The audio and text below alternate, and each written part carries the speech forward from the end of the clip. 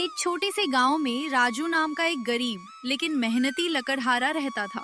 वो रोज मेहनत करके अपनी रोजी रोटी कमाता और अपनी पत्नी के साथ सादा व शांत जीवन जीता था। हाँ, वो रोज जंगल जाता था। वहाँ मेहनत से लकड़ियाँ काटता और उन्हीं लकड़ियों को बेचकर अपने परिवार का पेट पालता था। उसकी मेहनत ही उसके घर की खुशहाली थी और उसी से उसका जीवन आगे बढ़ रहा था। एक दिन रोज की तरह राजू जंगल में लकड़ी काटने जाने के लिए निकला। जैसे ही वो घर से बाहर कदम रखने लगा, उसी समय उसकी पत्नी ने उसे आवाज देकर रोक लिया। जल्दी लौट आना, आज आसमान कुछ ठीक नहीं लग रहा है। मुझे डर है कि कहीं मौसम बिगड़ ना जाए, इसलिए जरा संभल कर जाना।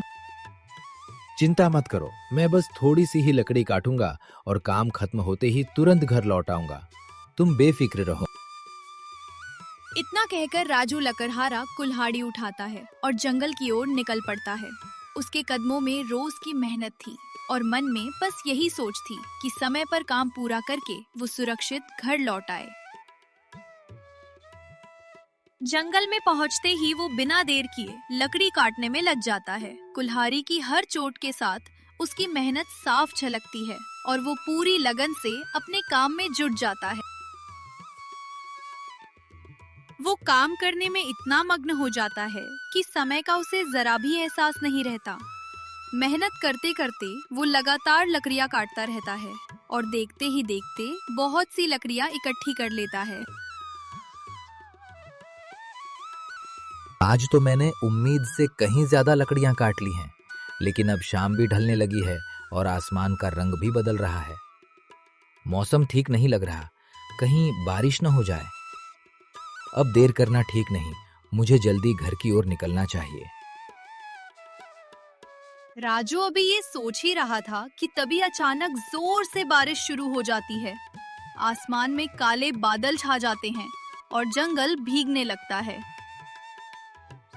राजू लकड़हारा लकड़ियां उठाकर घर की ओर चल पड़ता है।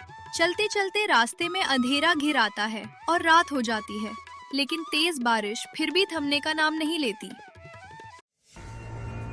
लगता है अभी बारिश रुकने वाली नहीं है और घर भी अब काफी दूर है। ऐसे में बेहतर होगा कि कहीं थोड़ी देर रुककर बारिश से बच लिया जाए।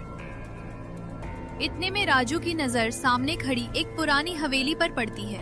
वो मन ही मन सोचता है कि यहीं कुछ देर रुककर बारिश से बच लिया जाए, लेकिन राजू को ये नहीं पता होता कि इस हवेली में सालों से कोई नहीं रहता और गांव में लोग कहते हैं कि इस जगह पर एक भूत का साया है। राजू लकड़ियां हवेली के बाहर रखकर बारिश से बचने के लिए हवेली के अंदर चला जाता है। लगता है इस हवेली में अब कोई नहीं रहता। चलो थोड़ी देर इसके अंदर घूमकर देख लेता हूँ, शायद कहीं कुछ काम की चीज मिल जाए। राजू हवेली के और अंदर बढ़ता है, तभी उसकी नजर सामने रखे एक बड़े से शीशे पर पड़ती है, जिसके अंदर कोई बंद दिखाई देता है। उसी शीशे के भीतर से अचानक एक रहस्यमयी आवाज आने लगती है, जिससे राजू चौंक जाता है। कौन है वहां? डरो मत, मैं तुम्हें कोई नुकसान नहीं पहुंचाऊंगा।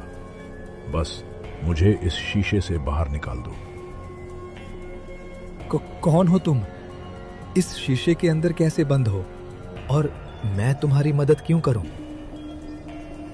डरो मत लकड़हारे, मैं कोई साधारण भूत नहीं हूं। मैं कई सालों से इस शीशे में कैद हूं और बाहर नहीं निकल पा रहा। अगर तुम मुझे आजाद कर दोगे तो मैं तुम्हें ढेर सारी दौलत और सोना दे दूंगा। तुम्हारी सारी गरीबी दूर हो जाएगी और तुम्हें फिर कभी मेहनत नहीं करनी पड़ेगी। बस इस शीशे को खोल दो।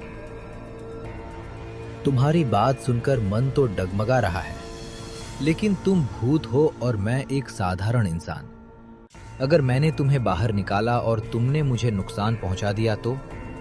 गरीब हूं, पर अपनी जान से बढ़कर मेरे लिए कोई दौलत नहीं। फिर भी तुम जो कह रहे हो उस पर भरोसा करूं या नहीं, ये समझ नहीं आ रहा। लकड़हारे, तुम बेवजह डर रहे हो। मैंने तुम्हें कभी नुकसान पहुंचाने का सोचा भी नहीं है। सोचो, रोज रोज जंगल की मेहनत, धूप और बारिश से तुम्हें छुटकारा मिल जाएगा।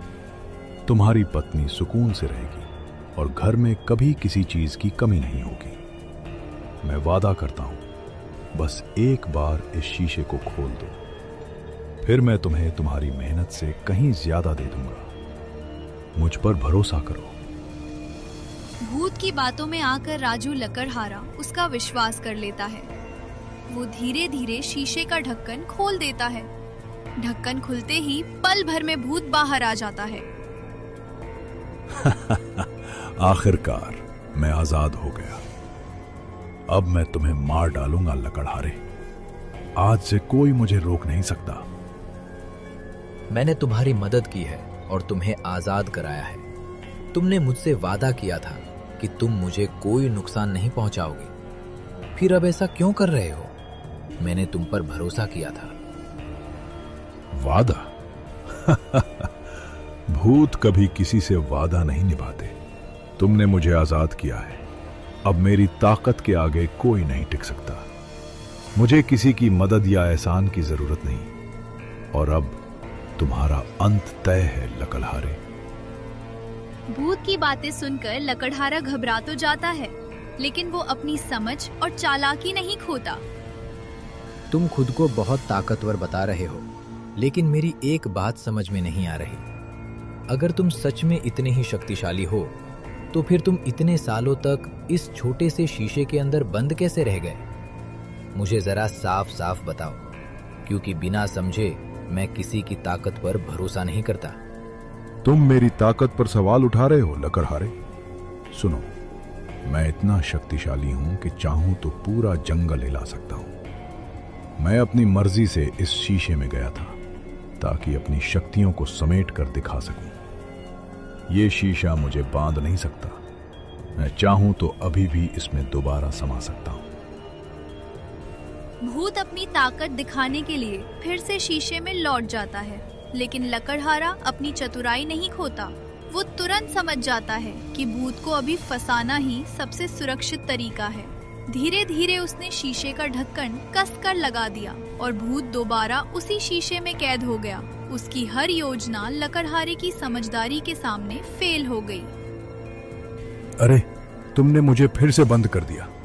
मुझे बाहर निकालो, मुझे आजाद करो। मैं अब और नहीं रुक सकता। तुम्हारी ताकत के बारे में मैं जानता हूं, लेकिन तुम भूल गए कि मैंने तुम्हें पहले ही आजाद किया था। तुमने मेरी मदद का फायदा उठाने की कोशिश की, लेकिन अब तुम्हें फिर से उसी शीशे में रहना होगा। लकड़हारे की चालाकी से भूत फिर से उसी शीशे में फंस गया। बारिश धीरे धीरे रुकने लगी और जंगल का अंधेरा शांत हो गया। राजू लकड़हारा जब आखिरकार सुरक्षित घर पहुंचता है, तो उसे देखते ही उसकी पत्नी राहत की सांस लेती है। घर पहुंचते ही उसकी पत्नी चिंता भरी आवाज में उससे पूछती है, तुम ठीक तो हो? आज घर आने में बहुत देर हो गई। मैं तो डर गई थी कि तुम्हें कहीं चोट या परेशानी तो नहीं हुई। हाँ, मैं बिल्कुल ठीक हूँ। आज मैंने एक बड़ी सीख सीखी। लालच और बुराई से हमेशा खतरा आता है। अगर समझदारी और धैर्य के साथ काम किया जाए, तो हर मुश्किल को पार किया जा सकता है। और इस तरह राजू लकड़हारा अपनी चतुराई और समझदारी से भूत को फंसाकर सुरक्षित घर लौट आया। बारिश रुक गई, अंधेरा छट गया और घर में खुशी और शांति का माहौल लौट आया।